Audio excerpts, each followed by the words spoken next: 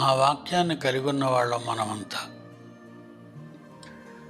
ఆ వాక్యాన్ని కలిగి ఉన్న మనం ఎంతమందికి వాక్యాన్ని పంచగలుగుతున్నాం? ఎందుకంటే ఎప్పటికైనా మనమంతా మన కన్న తండ్రి దగ్గరికి వెళ్ళిపోతాం. ఆయన దగ్గరికి వెళ్ళి ఆయన ఇచ్చిన ఆయుష్కాలం ఆయన ప్రశ్నిస్తాడు.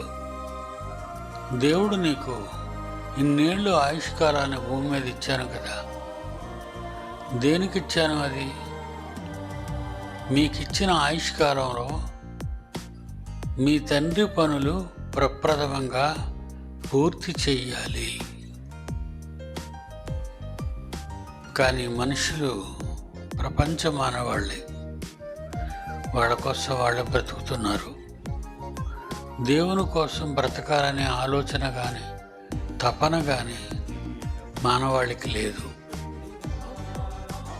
ఒకవేళ ఎవరికైనా ఉంటే క్రైస్తవుల్లో చాలా తక్కువ మందికి, చాలా తక్కువ ఉంటుంది.